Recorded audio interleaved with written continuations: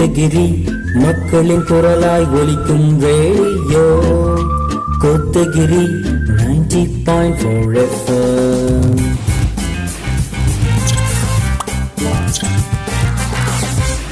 கேளுங்க கேளுங்க, இது நம் சமுதாயத்திற்கான குரல். நம்முடைய அன்றாட வாழ்வில் அறிவியலுடைய பயன்பாடு தவிர்க்க முடியாத ஒன்றா இன்னைக்கு மாறிட்டு இருக்கு. மனிதனுடைய வளர்ச்சி அப்படிங்கிறது அறிவியலை சார்ந்தே அவனுடைய வளர்ச்சியும் பயணிக்குது அப்படிங்கிறது தான் ஒரு நிதர்சனமான உண்மையும் கூட. அன்றாட வாழ்க்கையில் நம்ம அறிஞ்சோ அறியாமலேயோ அறிவியலை உருவாக்கப்பட்ட பல சாதனைகளை நம்ம பயன்படுத்திட்டு தான் வந்துட்டு இருக்கோம் இல்லையா? அதில் நிறைய சொல்லிகிட்டே போகலாம். அதுலேயும் ஒன்று, மின்சாரம் இல்லாமல் நம்மளுடைய வாழ்க்கையை இன்றைக்கி நகர்த்தவே முடியாது. மின்சாரத்தை அதை சார்ந்து இருக்கக்கூடிய பொருட்கள் இல்லாமல் இன்றைக்கி நம்மளாலையும் இருக்க முடியாது இல்லையா? ஸோ அந்த மாதிரியும் கூட சொல்லலாம். மின் விளக்கு அப்படின்னு சொல்லலாம், வானொலி, இது மாதிரி ஏனைய பொருட்களை நம்ம அடுக்கிக்கிட்டே போகலாம். மனிதனுடைய ஒவ்வொருத்தருடைய வளர்ச்சியிலும் அத்தியாவசிய தேவையாக இருக்கக்கூடிய போக்குவரத்து, இது மாதிரியான சாதனங்கள் கூட இன்றைக்கி அறிவியலினுடைய ஒரு கண்டுபிடிப்பு அப்படின்னு தான் சொல்லணும். ஏன் நம்ம இன்றைக்கி அறிவியல் சொல்லிகிட்டே இருக்கேன் அப்படின்னு சொல்லி நீங்கள் பார்க்குறீங்களா? நம்மளை சுற்றி இருக்கக்கூடிய அறிவியலை பற்றி நம்ம இந்த நிகழ்ச்சியில் கேட்க இருக்கோம். அறிவியல் அறிவோம் அப்படிங்கிற நிகழ்ச்சியின் வாயிலாக ஒவ்வொருத்தரும் நம்மளை சுற்றி இருக்கக்கூடிய அறிவியலை பற்றி நாம் கண்டிப்பாக தெரிஞ்சுக்க வேண்டிய ஒரு கட்டத்திலையும் இருக்கும். நம்மளை சுற்றி என்னென்ன மாதிரியான அறிவியல் இருக்குது, அந்த அறிவியல் எந்த அளவுக்கு முக்கியத்துவம் அப்படின்னு சொல்லி நாம் தெரிஞ்சுக்கவும் போகிறோம். நீங்களும் உங்களுடைய கருத்துக்களை தவறாமல் 8940731012 உங்கள் கூட ஆர்ஜே ஹரி மாணிக்கம் இணைஞ்சிருக்கேன். நிகழ்ச்சியை இணைந்து வழங்குவது ஆசாதிகா அம்ருத் மகோத்சவ், ஆத்மா நிர்பர் பாரத், விக்யான் பிரசாந்த், தமிழ்நாடு அறிவியல் தொழில்நுட்ப மையம். நம்ம கோத்தகிரியில் நம்ம எல்லாருக்கும் தெரிஞ்ச ஒருவர். ஸோ அவரை பற்றி நான் சொல்கிறத விட அவரே சொன்னா நல்லாயிருக்கும் அப்படின்னு நம்புகிறேன். ஸோ அவர் அறிவியலை பற்றி என்னென்ன மாதிரியான விஷயங்களை நம்ம கூட பகிர்ந்துக்க போகிறாங்க அப்படிங்கிறதும் நம்ம கேட்டு தெரிஞ்சுக்கலாம். ஸோ கண்டிப்பாக இந்த நிகழ்ச்சியை பற்றி உங்களுடைய கருத்துக்களை பகிர்ந்துக்குங்க. சார் வணக்கம். சார் வணக்கம். உங்களை அறிமுகப்படுத்துங்க சார். என்னுடைய பெயர் கேஜே ராஜு. நான் ஒரு ஓய்வு பெற்ற ஆசிரியர். நான் கோத்தகிரி பகுதியில் இருக்கக்கூடிய லாங்கூட் சோலை என்று சொல்லக்கூடிய ஒரு ஒரு ஒரு ரிசர்வ் ஃபாரஸ்ட்டு, ஒரு காப்பு காட்டினை பாதுகாக்கும் பணியில் நாங்கள் 25 வருடங்களாக நாங்கள் ஒரு தன்னார்வலர்களாக பங்கு பெற்றிருக்கிறோம். எங்களுக்கு அந்த காடு ஒரு 25 கிராமங்களை சேர்ந்த ஒரு 50,000 மக்களுக்கு குடிநீர் ஆதாரமாக இருப்பதனால அந்த பகுதியை காக்கப்பட வேண்டும் என்பதில் நாங்கள் பொதுமக்களும் இணைந்து செயல்படும் வேண்டும் என்ற நோக்கத்தில் ஜாயிண்ட் ஃபாரஸ்ட் மேனேஜ்மெண்ட் கமிட்டின்னு சொல்லுவாங்க. அந்த கமிட்டியின் சார்பாக எங்களுடைய நிறுவனம் 25 ஆண்டுக்கு முன்னால் எங்கள் கமிட்டி அமைக்கப்பட்டது. அதில் நாங்கள் என்ன பண்ணிருக்கோம், தினமும் வாரத்துக்கு ஒரு நாள் போய் அந்த காட்டை சுற்றி வருவோம். அதில் ஏதாவது மக்கள் என்னன்னு கேட்டால் அவங்களுக்கு காடு என்ற விறகு என்ற ஒரே கண்ணோட்டம் தான் இருக்குது. அதனால காடு விறகு மட்டும் இல்லை. அந்த வகையில் அந்த காடு எங்களை பொறுத்த வரைக்கும் ரொம்ப முக்கியம். ஏன்னா அந்த காடு நீர் ஆதாரம். அப்புறம் கோத்தகிரியினுடைய சின்ன காடு 250 ஹெக்டேர் இருக்கக்கூடிய அந்த 116 ஹெக்டேர் 250 ஏக்கர் கூட சின்ன காடு தான். இந்த காடு கோத்தகிரியினுடைய ஒரு மைக்ரோ கிளைமேட். கோத்தகிரியை செகண்ட் சுவிட்சர்லாண்டுன்னு சொல்லுவாங்க, 2வது சுவிட்சர்லாந்து சொல்லுவாங்க. அந்த சுவிட்சர்லாந்தினுடைய அந்த கிளைமேட்டை என்ன பண்ணுது, அதை கண்ட்ரோல் பண்ணக்கூடிய அந்த இது எதுன்னு கேட்டால் லாங்கூட் ஷோலாங்கிற அந்த சின்ன ஷோலை. அந்த ஷோலைக்கு ஒரு வரலாறு கூட இருக்குது. அந்த காலத்தில் என்ன பண்ணுவோம், அங்கே அந்த ஷோலைக்குள்ளே இருந்த ஒரு ஆங்கிலேயர் 1000 பேர் பெய்லின் ப்ரூக் அப்படின்னு சொல்லுவாங்க. அந்த பெய்லின் ப்ரூக்குங்கிறவர் என்ன பண்ணுறாருன்னா, அவர் தான் அந்த இதுக்குள்ளே ஒரு வீடு கட்டி இருந்தவர். அவர் 1905ஆம் வருஷம் ஒரு வீடு கட்டி 1950 வரைக்கும் இருந்தவர். அந்த காலத்தில் ஆங்கிலேயர்கள் இந்த உள்ளூர் மக்களையெல்லாம் நீங்கள்லாம் காடுகளையெல்லாம் அழித்து தேயிலை மாற்றலாம் அப்படின்னு பர்மிஷன் கொடுத்தோன்னே அவர்களெல்லாம் அழித்து கொண்டே வரும்போது இவர்கள் அங்கிருந்த சுற்றி இருந்த கிராம மக்களை எல்லாம் அழைத்து பிற்காலத்தில் உங்களுக்கெல்லாம் தண்ணி பஞ்சம் வேறு இடம் கிடையாது, வாட்டர் சோர்ஸுங்கிறது இதுதான், அதனால் நீங்கள் தோட்டம் பண்ணது போதும், இந்த காட்டை மிச்சம் வச்சுருங்கன்னு சொன்னதுனால தான் கோத்தகிரி நகரின் மையத்தில் 250 காடு மிச்சம் இருக்குது. அது பல வகையில் ஒரு பல்லுயிர் சூழல் மண்டலமாக இருக்குது. சரிங்களா? பல வகையான பறவைகள் வருகின்றன. பல வகையான தாவர இனங்கள் இருக்குது. அந்த வகையில் தமிழ்நாடு அரசு இப்போ சமீபத்தில் என்ன பண்ணியிருக்காங்கன்னா ஒரு இன்டர்நேஷ்னல் கன்சர்வேஷன் சென்டர்னு சொல்லக்கூடிய உலக அளவில் பண்ணியிருக்கிறாங்க. ரெண்டாவது அண்மையில் வந்து காமன்வெல்த் நாடுகள் சார்பாக இந்த இங்கிலாந்து நாட்டினுடைய காமன்வெல்த்துக்கான அமைப்பு சார்பாக என்ன பண்ணியிருக்காங்க, இந்த சுற்றுச்சூழலை ஒரு குயின்ஸ் கெனோபி கவரேஜ் அப்படின்னு சொல்லி ஒரு அங்கீகாரம் கொடுத்துருக்குறாங்க. அதாவது காடுகள் பசுமை குடில் அப்படிங்கிற மாதிரி ஒரு அதுக்கு வந்து ஒரு அங்கீகாரம் கொடுத்தது வந்து இப்போ உலக அளவில் இந்த காடு வந்து எல்லாராலும் கவனிக்கப்படுகிறது அப்படிங்கிறதுல ஒரு முக்கியமான ஒரு கருத்து. அதில் வந்து நாங்கள் வாட்ச் டாக் கமிட்டின்னு சொல்லக்கூடிய அந்த பாதுகாப்பு குழுவில் நானும் ஒரு மெம்பராக இருந்துட்டுருக்கேன். எங்களுக்கு இந்த லாங்கூட் சோலாம்போது கொத்தகிரி மக்களுடைய நீர் ஆதாரம். மக்களுக்கு வந்து முதல்ல குடிக்க தண்ணி வேணும் இல்லைங்களா. இப்போது இந்த நீலகிரி மாவட்டத்தை இந்த கோத்தகிரியினுடைய நீர் ஆதாரம்ங்கிறது ரொம்ப முக்கியம். அதனால் இந்த நீர் ஆதாரத்தை பாதுகாக்கணுங்கிற ஒரே நோக்கத்தோடு தான் நாங்கள் இதை காட்டை பாதுகாக்கணும்னு இறங்கணும். அதுக்கப்புறம் எங்களுக்கு என்ன ஆச்சுன்னா, சரி இதையே ஒரு சுற்றுச்சூழல் மையமாக மாற்றிடலாம்னு சொல்லி நாங்களே என்ன பண்ணோம், வனத்துறை உதவியோட அங்கே வந்து ஈகோ இன்டர்பிரிட்டேஷன் சென்டர் ஒன்று அமைக்கப்பட்டிருக்குது. நிறைய ஃபோட்டோஸ் எல்லாம் வச்சுருக்குறாங்க. நாங்கள் கடந்த 25 ஆண்டுகளாக நிறைய மாணவர்களை, ஆயிரக்கணக்கான மாணவர்களை அழைத்து வந்து அந்த காடுகள் என்றால் என்ன, இயற்கை சூழல், இயற்கை பற்றி அதை பற்றிய கல்வி அளித்து நூற்றுக்கணக்கான பசுமை போராளிகளை எல்லாம் உருவாக்கி இருக்கிறோம். நிறைய சுற்றுச்சூழல் ஆர்வலர்கள், அப்புறம் முழு நேர ஆர்வலர்களாகவும் நிறைய பேர் இருக்கிறாங்க. அந்த வகையில் எங்களை பொறுத்த வரைக்கும் இது ஒரு கல்வி பணி. நீர் ஆதாரத்தை பற்றி இல்லாமல் இந்த எங்களுக்கு ஒரு கல்வி மையமாகவும் இந்த லாங்கூட் சோலையை நாங்கள் பாதுகாத்துட்ருக்கோம். அந்த வகையில் எங்களுக்கு ஒரு எஜுகேஷ்னல் சென்டரு. நாங்கள் அடிப்படையில் நான் ஆசிரியருங்கிறதுனால எனக்கு கல்வி தான் முக்கியம்.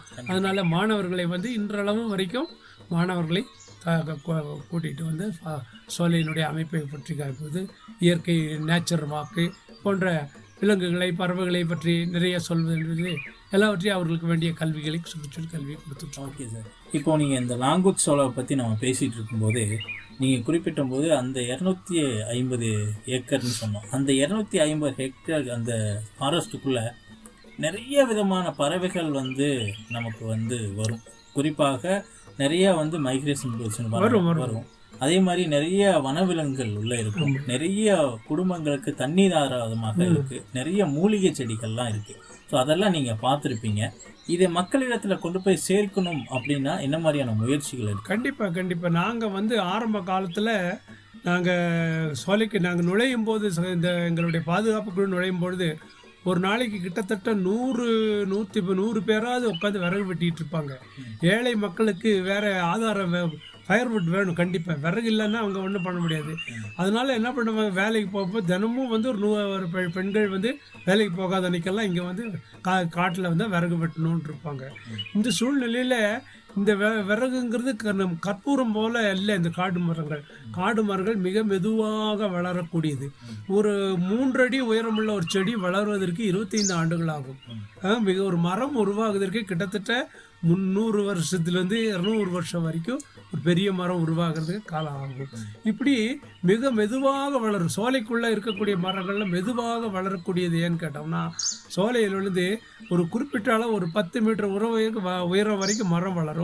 அதற்கு பிறகு அதனுடைய கிளைகள் எல்லாம் பறந்து விரிந்து அது கெனோப்பின்னு சொல்லுவாங்க, நிழல் குடை, அப்படி பறந்து விரிஞ்சிடும். ஆனால் அந்நிய நாட்டு மரங்களான கற்பூரம், சீகை எல்லாம் அப்படி விரியதில்லை. உயர வளர்ந்துட்டுருக்கும். இதெல்லாம் வந்து உயர்வதனால காடுகள் முழுவதும் என்ன ஆயிரும், இந்த மைக்ரோ கிளைமேட் சொல்லக்கூடிய உள்ளுக்குள்ளே வந்து என்ன ஆயிரும், சூரிய வெளிச்சம் 2% சூரிய வெளிச்சம் தான் அந்த காட்டுக்குள்ளே நுழையும். அந்த சூரிய வெளிச்சத்தை வச்சு தான் அங்கே உள்ள இருக்க இந்த உள்ளூர் தாவர இனங்கள் வளர வேண்டும். அது மக்களுக்கு அதெல்லாம் தெரியாது. அதை ஈஸியாக வெட்டி விறகு பண்ணிடுவாங்க. நான் விறகு வெட்டிட்டு மறுபடியும் அந்த செடி வளர்றதுக்கு 25 வருஷம் ஆகுங்கிற அவங்களுக்கு அந்த அறிவு தெரியாது. முதல்ல நாங்கள் என்ன பண்ணோம், உள்ளே போய் இந்த விறகுக்காக வர்றவங்கள தடுக்கணும்னு சொல்லி நாங்களே ஒரு ஃபுல் டைம் ஒரு ஆளை போட்டு வேலைக்கு வச்சு, நாங்கள் கமிட்டியில் ஒரு 4-5 பேர் இருந்தோம். அதில் வந்து அவர் ஃபுல் டைம் ஆளை வச்சு வந்த யாரும் ஏழை மக்கள் யாரும் விறகுக்காக உள்ளே வராமல் தடுத்தோம். சரிங்களா. அப்புறம் அவங்களுக்கு சின்ன பனிஷ்மெண்ட் கொடுக்க வேண்டியிருக்கு, வேறு வழி இல்லை. அவர்களுக்கு இந்த விறகு வேணும்னா நீங்கள் அதுக்குன்னு இருக்கக்கூடிய கற்பூர மரம், சீகை மரம் இருக்கிற சோலை காட்டுக்கு போங்க. இந்த மரத்துக்கு வரக்கூடாது, ஏன்னா இந்த மரம் வந்து ரொம்ப மெதுவாக வளரும் உள்ளூர் மரங்கள். இது தண்ணி இயற்கை வந்து இந்த மரங்களை தண்ணீரை தேக்கி வைப்பதற்காக மட்டுமே டிசைன் பண்ணியிருக்குது. நாங்கள் சொல்லுவோம் வச்சுங்களா, each and every plant species design to conserve water சொல்லுவோம். அதனால் நம்மளுடைய உள்ளூர் மரங்கள் இதெல்லாம் வந்து என்ன பண்ண தண்ணீரை தேக்கி வைக்கக்கூடிய அடைகள் தான் இருக்குது. அதனால தான் காடுகளில் 53 வகையான காடுகள் இருக்காங்க. ஆனால் அதில் இந்த இது வந்து மாண்டெயின் ஷோலா ஃபாரஸ்ட்டும்பாங்க. 2 புல்வெளிகள் சேரக்கூடிய இடத்துல இந்த காடுகள் இருக்கும். அந்த மாதிரி காடு தான் இந்த லாங்கூட் ஷோலா. அதனால் அதில் இருக்கிற மர வகைகள், தாவர இனங்கள், மற்ற புல்வெளிகள், அது எல்லாத்தையும் நாங்கள் முதல்ல செஞ்ச வேலை என்னன்னு கேட்டிங்கன்னா, எங்களுடைய கமிட்டி மெம்பர் வந்து மிஷேல் டானினோன்ற ஒரு ஆராய்ச்சி நிபுணர். அவர் வந்து பிரெஞ்சு நாட்டை சேர்ந்தவர். இந்திய வேதங்களை பற்றி ஆய்வு பண்ணிகிட்ருக்காரு. நல்ல சிறந்த அறிவாளி. அவர் என்ன பண்ணார், முதல்ல அவர் உதவியோட எங்கள் அங்கே இருக்கக்கூடிய அத்தனை மர வகைகளையும் டாக்குமெண்ட் பண்ணும். மொத்தம் வந்து ஒரு 35-40 வகையான மரங்கள் இருக்குது. அப்புறம் கொடிகள், கிளைம்பர்ஸ் எவ்வளோ இருக்குது, அந்த லைச்சன்ஸ்ன்னு சொல்லக்கூடிய தொற்று தாவரங்கள் இந்த மாதிரி எவ்வளோ இருக்குது, பறவைகள் எத்தனை வகையான பறவைகள், அங்கேயே இருக்கக்கூடிய பறவைகள், வெளிநாட்டிலேருந்து வரக்கூடிய பறவைகள், இப்படி பறவைகளெல்லாம் டாக் பண்ணோம். எத்தனை மான்கள் இருக்குது, 14 குறைக்கும் மான்கள், நீலகிரி குறைக்கும் மான்பாங்க. இதெல்லாம் டாக்குமெண்ட் பண்ணி வச்சோம். முதல்ல இதனுடைய வெல்த்து, ஃபாரஸ்ட் வெல்த் என்னங்கிறத பற்றி கம்ப்ளீட்டாக என்ன பண்ணோம், ஒரு டாக்குமெண்ட் பண்ணி. ரெண்டாவது, மாணவர்கள், பொதுமக்கள், சுற்றுச்சூழல் ஆர்வலெல்லாம் கூட்டி வந்து சோலையினுடைய அமைப்பை காட்டி இவர் சொல்லும் பொழுது அவர்களுக்கு ஒரு புத்துணர்ச்சி ஏற்பட்டு அவங்கவுங்க ஏரியாவுக்கு போய் அவங்க இந்த சுற்றுச்சூழல் வேலைகளை செய்வதற்கான ஒரு வாய்ப்புகளை ஏற்படுத்தி கொடுத்தோம். ரெண்டாவது, இந்த மத்திய அரசின் சார்பாக என்ன பண்ணாங்க, எல்லாருக்கும் இலவச கேஸ் கொடுக்கணும்னு வந்தாங்க. அந்த சூழ்நிலையை நாங்கள் நல்லா பயன்படுத்திக்கிட்டோம். அந்த சோலையை சுற்றி நிறைய குடியிருப்புகள் இருக்குது. குடியிருப்பில் அத்தனை வீடுகளுக்கும் இலவச கேஸ் கொடுத்து பழகிட்டோம். இலவச கேஸ் வந்த உடனே, கனெக்ஷன் கொடுத்து வந்த உடனே எல்லாரும் கேஸுக்கு பழகிட்டாங்க. கேஸ் பழகினவங்க மறுபடியும் விறகுக்குள்ளே வர மாட்டாங்க. இப்போ வந்து நாங்கள் இருக்கும்போதே அப்படி இருந்ததெல்லாம் இப்போ வந்து 100% வந்து யாருமே காட்டுக்குள்ளே வர்றதே இல்லை.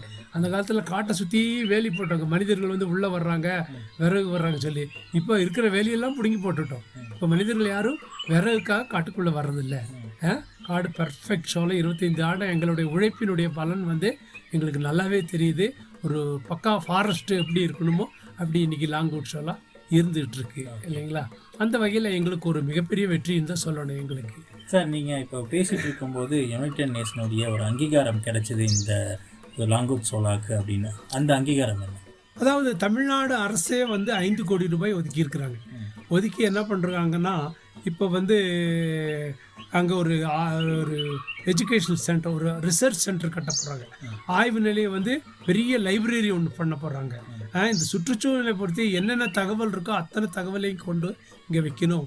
புதிய மாடர்ன் லைப்ரரி எல்லாம் வந்து நவீன தொழில்நுட்பங்களோடு கூடிய நூலகம், அப்புறம் ஆய்வு நிலையம், புத்தகம், அப்புறம் கான்ஃபரன்ஸ் ஹாலு, வர்றவங்க பேசுகிறதுக்கு, இந்த மாதிரி ஒரு பக்கா எஜுகேஷனல் சென்டர் அங்கே உருவாக்க போகிறாங்க.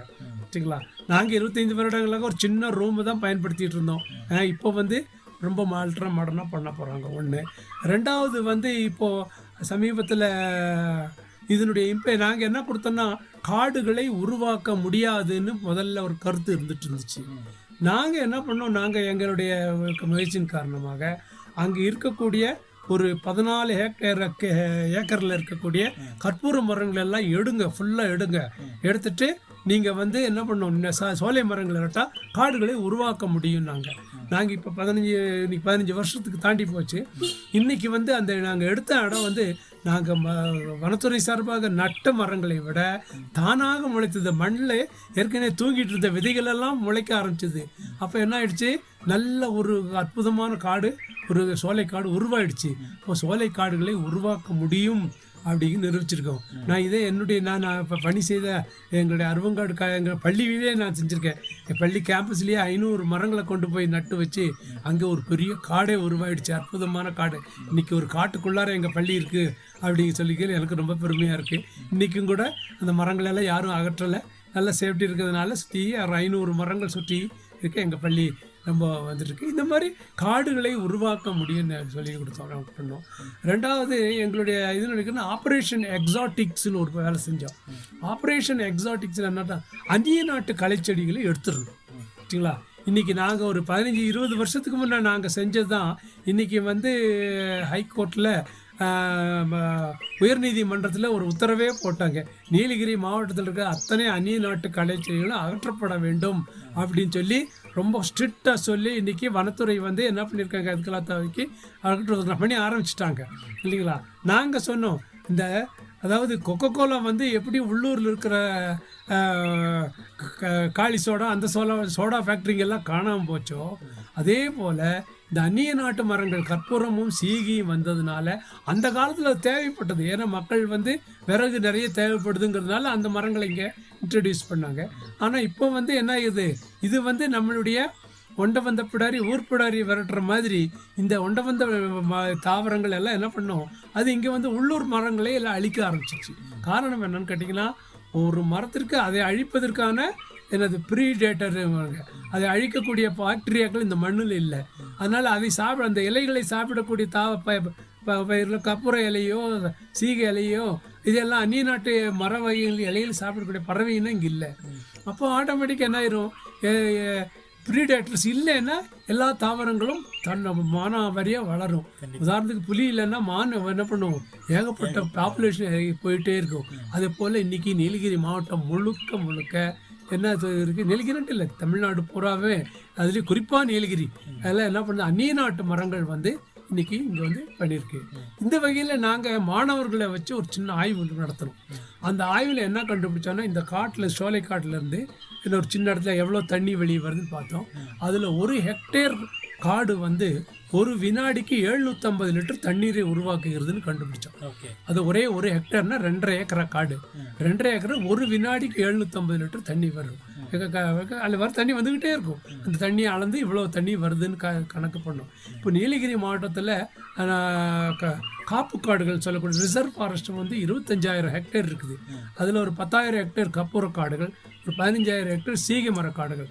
இது எல்லாம் நீங்கள் என்ன பண்ணுங்க எடுத்துட்டு நம்ம உள்ளூர் மரங்களை நட்டு வச்சு உள்ளூர் மரங்களை உருவாக்கணும்னா ஆட்டோமேட்டிக்காக என்னன்னு கேட்டிங்கன்னா, நமக்கு தமிழ்நாட்டுக்கு கூடுதலாக 4000 டிஎம்சி தண்ணி கிடைக்கும். அது மிக குறைந்த அளவு தண்ணி, 4000 டிஎம்சி தண்ணி அதிக அளவு உற்பத்தி ஆகக்கூடும். இப்போ இருக்கிற தண்ணி எல்லாம் எங்கே இருக்குதுன்னு கேட்டிங்கன்னா, கற்பூர வடிவத்தில் மரம் வடிவத்தில் இருக்குது. ஒவ்வொரு கற்பூரம் 5,000 லிட்டர் தண்ணி குடிக்க ஒரு வருஷத்துக்கு. நீலகிரி மாவட்டத்தில் எவ்வளோ கற்பூர மரங்கள் இருக்குது, அது எவ்வளோ தண்ணி குடித்து எப்படி வளர்ந்துட்டுருக்கு. ஆனால் உள்ளூர் மரங்கள் வந்து 10ல் 1 பங்கு தண்ணி கூட குடிக்காது. குடிக்கிற தண்ணியை விட அதிக அளவு தண்ணீரை தேக்கி வைக்கக்கூடியது. சோலைக்காடுகள்லாம் என்ன இருக்குன்னா, எவ்வளோ மழை பெஞ்சாலும் 75 அதனுடைய இலைகள் வந்து கீழே விழுந்து மக்கி அது அப்படியே என்ன ஆயிரும், மக்கி போயிடும். கற்பூர இலைகள் மக்காது. இந்த இலைகள் மக்கி என்ன ஆயிரும் போய் இந்த மண்ணை வந்து ஒரு ஸ்பாஞ்சும்பாங்க இல்லைங்களா, ஸ்பாஞ்ச் சிஸ்டம் பண்ண சோலை மண். இந்த எவ்வளோ மழை பெஞ்சாலும் அந்த மழை 75% தண்ணி அப்படியே உள்ளே வாங்கி வச்சுக்கிட்டு வெயில் காலத்தில் கொஞ்சம் கொஞ்சமாக தண்ணி விடும். இப்படி தான் நம்ம நீலகிரி மாவட்டத்தில் எல்லா பக்கமும் தண்ணி வந்துக்கிட்டே இருக்குது. அந்த வகையில் அது வந்து அந்த காடுகள் வந்து என்ன நீர் ஆதாரங்கிறது ரொம்ப ஒரு முக்கியமான ஒரு விஷயமா பார்க்குறோம் சார். இந்த ஒரு முக்கியமான ஒரு விஷயம், நம்மளுடைய சோலை காடுகள் எந்த அளவுக்கு முக்கியமாக நம்ம கோத்தகிரியில் இருக்கக்கூடிய லாங்குட் சோலாவை பற்றி நிறைய விஷயங்கள் நம்ம வந்து இன்றைக்கி பேசணும். இந்த லாங்குட் சோலாலேருந்து கிட்டத்தட்ட நிறைய குடும்பங்களுக்கு நமக்கு தண்ணீர் போயிட்டுருக்கு. குறிப்பாக எவ்வளோ குடும்பங்களுக்கு நமக்கு இன்றைக்கி தண்ணி கிடச்சிட்ருக்கு? எங்களுடைய கணக்கு பிரகாரம் பார்த்திங்கன்னா 18 கிராமங்களுக்கு முழுக்க இந்த லாங்குட் சோலாவை தான் நம்பி இருக்கிறாங்க. 18 கிராம மக்களுக்கு அரவேனு சக்கனாரை அங்கே எல்லாத்துக்கும் போயிட்டுருக்குது. அப்புறம் மிளிதேன்னு கேர்பட்டா இப்படி நிறைய சுற்றி இருக்கக்கூடிய 18 கிராமங்களுக்கு முழுக்க தண்ணீர் வந்து லாங்கூட்டில் தான் போயிட்டுருக்குது. மீதி இருக்க மாவட்டத்துக்கு வேறு கொஞ்சம் கிடைக்கக்கூடிய தண்ணீர் எல்லாம் எடுத்து இது பண்ணிட்டுருக்குறாங்க. ஆக மொத்தம் வந்து வருஷம் பூரா மழை பெய்யல அதனால தண்ணி இல்லைங்கிறது இல்லாமல் வருஷம் பூரா இந்த சோலைக்காடுகள் தண்ணீரை உருவாக்கி கொண்டே இருக்கும். அதுதான் இதனுடைய பியூட்டி வச்சுங்களா. ஏன்னா எவ்வளோ தண்ணியை மழை தண்ணியில் தேக்கி வைக்குதோ அவ்வளோ தண்ணியும் கொஞ்சம் கொஞ்சமாக அங்கங்கே ஊற்றுக்கள் வழியாக வெளியே விடும். அந்த ஊத்து தண்ணியில் வந்து ஸ்வாம்ப்னு சொல்லக்கூடிய சதுப்பு நிலத்தில் தண்ணி தேக்கி வைக்கும். அந்த தண்ணீரை பாதுகாக்கக்கூடிய அளவில் அங்கே கூட என்ன பண்ணும், ஒரு வாட்டர் பியூரிஃபையர் இயற்கையாகவே என்ன இருக்கும், சில செடிகள் சயாத்திக்கான்னு சொல்லுவாங்க, அது என்ன பண்ணும், அங்கே இருக்கக்கூடிய வைரஸ்ஸு மற்ற மெட்டல்ஸ் எது இருக்கிறதோ எல்லாத்தையும் எடுத்து தண்ணீர் சுத்தமான தண்ணியை மாற்றி கொடுக்கும். அந்த தண்ணி என்ன பண்ணும், வருஷம் பூரா வந்துக்கிட்டே இருக்கும். இப்படி தான் தண்ணி போய்கொண்டே இருக்கிறது. அதனால் வருஷம் பூரா மழை பெஞ்சிருச்சு, குடி தண்ணி இல்லைன்னு, எங்கே மழை இல்லைன்னு கூட எங்கே வந்துடும். கோத்தகிரி பகுதியில் இருக்க டவுனில் இருக்கிற அத்தனை மக்களுக்கும் அந்த பகுதியில் இருக்கிற ஒரு சின்ன காடு, ஒரு அனெக்ஸு, அது ஒரு சின்ன காடு தான், அதில் வர்ற தண்ணி தான் வந்து கோத்தகிரி மக்களுக்கு வருஷம் பூரா வந்துக்கிட்டே இருக்கும். சம்மரில் நம்ம மக்கள் வந்து காப்பாற்றக்கூடிய ஒரே இடம் இந்த ரோடு, கொடநாடு போடுற ரோட்டில் இருக்கக்கூடிய ஒரு சின்ன ஒரு சோலை தான். இதில் ஒரே ஒரு பகுதி. அப்போ மற்ற இதனுடைய கிளைகள்லாம் 2 இருக்குது. இதெல்லாம் சேர்ந்து தான் எனக்கு மிகப்பெரிய அளவில் தண்ணீர் காண்குது. ஓகே, ஸோ ரொம்ப இன்ட்ரெஸ்டிங்கான ஒரு விஷயம், நம்மளுடைய கோத்தகிரி மக்களுக்கே தெரியாத ஒரு விஷயம். இந்த லாங்குட் சோலாவுடைய முக்கியத்துவம் என்ன அப்படிங்கிறத நீங்கள் ஒரு அருமையான ஒரு விஷயத்தை நம்ம மக்களுக்காக இந்த நேரத்தில் நீங்கள் பகிர்ந்துக்கிட்டீங்க. ஸோ மிக்க நன்றி சார்.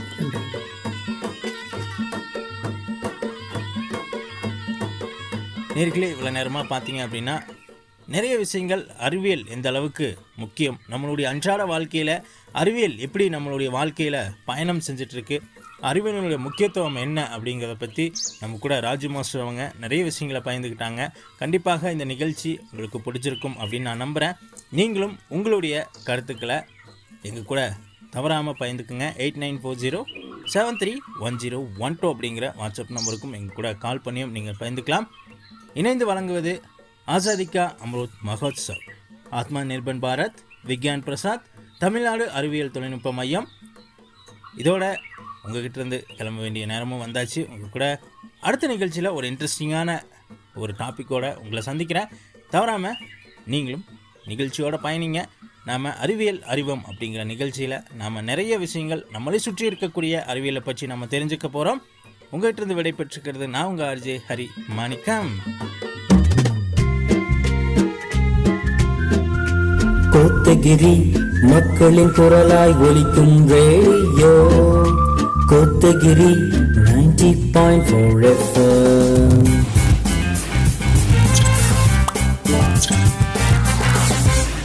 கேளுங்க கேளுங்க, இது நம் சமுதாயத்திற்கான குரல்.